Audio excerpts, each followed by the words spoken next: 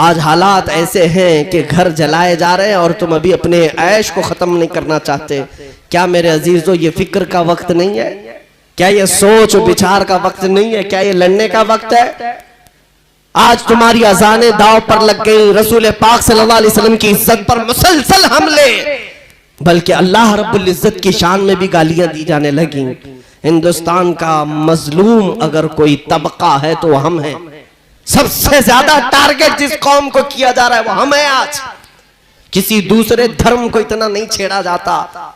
Christian यहाँ पर क्या खा रहे हैं, कैसे जी रहे हैं, किसी को फर्क नहीं पड़ता, लेकिन मुसलमान क्या खा रहा है, किस तरह खा रहा है, इस सब की फिक्र बड़ी है। कौन सा गोश्त खाता है, हलाल तरीके से या झटके से, इसकी फिक्र है। दुनिया नंगी घूम रही है, उसकी फिक्र नहीं। लेकिन हमारी बच्चियां हिजाब भी पहने तो उन्हें तकलीफ है। हिजाब भी पहने, अरे यहाँ तो स्कर्ट वाले, हाफ कपड़े वाले वैसे ही घूम रहे हैं। हमने कब किसको उंगली उठाई है? आजाद मुल्क के मजे ले रहे हो लोग, लेकिन हमारी बच्चियों का हिजाब भी अगर गड़ता है। अजानों का मसला है, सारी इबादत खानों में सब कुछ आवाजें अब तक चलती रही, भजन भी चलते रहे, घंटियां भी बजती रही, क्रिश्चियनों के यहाँ भी गीत गाए जाते रहे, गुरुद्वारों में संगीत पढ़ी जाती रही, लेकिन किसी का जिक्र नहीं। पूरे हिंदुस्तान में अगर आवाज से किसी को तकलीफ है तो अजानों से। टारगेट है कि कौम तुम ही हो। इसीलिए आला हजरत ने जो फरमाया, तवज्जो चाहता हूं, आपने फरमाया था तेरी गठरी ताकी है और तूने नींद निकाली है। तू कहता है मीठी नींद है, तेरी मथी निराली है। ये किस लिए कहा था आला हजरत ने? तेरी गठरी ताकी है, मतलब तुम्हारे पास जो ईमान की दौलत है यही सबको खटक रही है, यही सबको खटक रही है। तेरी गठरी ताकी है और तू सो रहा है। ये बड़े ताज्जुब की बात है। दूसरों को चोरी का डर नहीं, उनके पास है क्या? चोरी अगर होगी तो ईमान की होगी। तुम्हें डरने की जरूरत है। अलर्ट रहो, बेदार रहो। आंख से काजल साफ चुरा ले, यहां वो चोर भला के हैं और तुम सोए जा रहे हो। अजीजा ने गिरामी वक़ार, आज मुझे बताओ उम्मत के गयूर नौजवानों, कल क़यामत के दिन मौला जब हिसाब के मैदान में खड़ा करेगा, मेरे आका सल्लल्लाहु अलैहि वसल्लम फरमाते हैं उस वक्त तक कोई आदम का बेटा कदम नहीं हटा सकेगा जब तक मौला ताला के 5 सवालों का जवाब नहीं देगा। उनमें से पहला सवाल मौला ये फरमाएगा, ए इब्ने आदम, ए आदम के बेटे, मैंने तुझे जवानी दी थी, कहां कहां खर्चा किया, जरा हिसाब दे दे।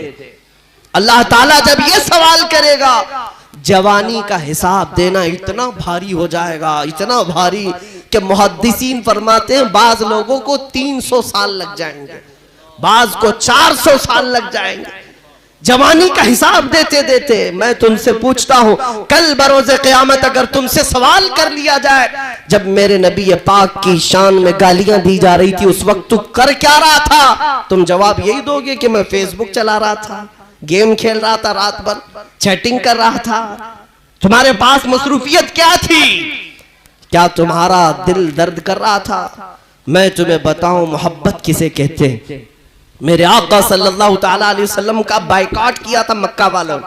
3 साल तक मेरे आका सल्लल्लाहु अलैहि वसल्लम का सोशल बायकॉट किया था मक्का वालों ने।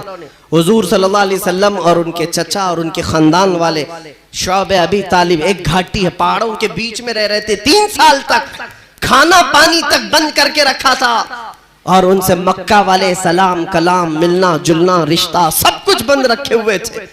यहां तक कि इन 3 सालों में कई दिन ऐसे आए मेरे आका के ऊपर कि हुजूर पाक सल्लल्लाहु अलैहि वसल्लम ने दरख्त के पत्ते चबा कर खाए हैं और चमड़े को उबाल करके खाया है, चमड़े को पानी गर्म करके उबाल करके खाए। ये 3 साल बड़ी सख्ती के गुजरे।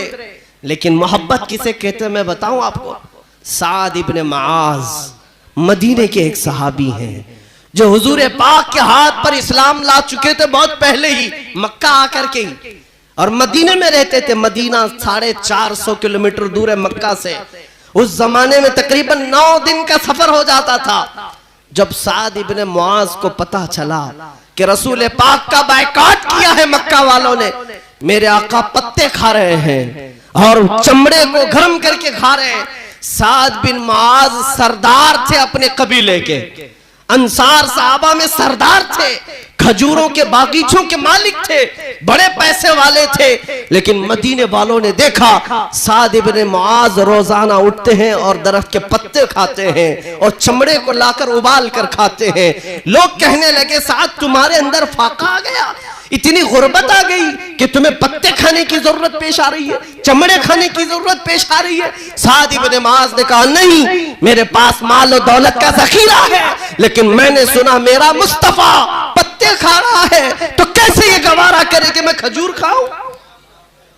मेरा दिल नहीं गवारा करता कि मैं खजूर खाऊं या रोटी खाऊं। मेरे मुस्तफा करीम सल्लल्लाहु अलैहि वसल्लम का बायकाट किया है मक्का वालों ने, तो जो नबी पाक सल्लल्लाहु ताला अलैहि वसल्लम पर उन्होंने खाना पानी बंद किया, तो मैं उस वक्त तक नहीं खाऊंगा रोटी जब तक मेरे आका रोटी ना खा ले। ये सहाबा की मोहब्बत थी। आज नबी कौनैन सल्लल्लाहु ताला अलैहि वसल्लम की मोहब्बत रखने वालों इतनी तो फिक्र कर सकते हो कि तुम्हारे अंदर बेचैनी आ जाए, बेकरारी आ जाए कि मेरे नबी की इज्जत अब सलामत नहीं रही, तो मेरी कौन सी इज्जत सलामत रहने वाली है?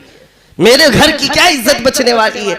मैं एक बात जिम्मेदारी के साथ कहता हूं, बात कड़वी जरूर होगी, या उलमा, या मशाइख, या सज्जादे, या आस्ताने, एक बात याद रख लेना, जो कुछ भी तुम्हारे पास आज है ये सिर्फ और सिर्फ ये खानकाहों और दीवारों की वजह से नहीं, ये मेरे मुस्तफा की वजह से है। नबी पाक सल्लल्लाहु अलैहि वसल्लम की निस्बत से सब कुछ मिला है। उलमा को जो इज्जत मिली है, उलमा का आज जो माश चल रहा है, वो सब नबी के टुकड़ों पर है। खानकाहों के जितने सज्जादे हैं वो जो कुछ भी खाते हैं वो मेरे मुस्तफा का सदका खाते हैं। और अगर हुजूर पाक के नाम पर अलर्ट नहीं हुए, बेदार नहीं हुए, तो हो सकता है ये नेमतें छिन जाएं, ये नेमतें छिन जाएंगी। मेरे अजीजों, हम कंप्रोमाइज सब बातों पर कर सकते हैं, लेकिन हुजूर पाक की इज्जत के मामले में नहीं होनी चाहिए। इतनी बेदारी ले आओ, इतनी बेदारी ले आओ जितनी बेदारी वक्त का मुजद्दिद देना चाहता था। बरेली का इमाम ये कह करके गया है, लोगों जिंदगी गुजारना हो तो यूं गुजारो, पुकारो गुंबदे खजरा के मकी को और गवाह बना करके ये कहो मेरा इस दुनिया में कुछ नहीं है, जो कुछ है वो आपका है। दहन में जुबान तुम्हारे लिए, बदन में है जान तुम्हारे लिए। या रसूल अल्लाह हम आए यहाँ तुम्हारे लिए, उठे भी वहां तुम्हारे लिए।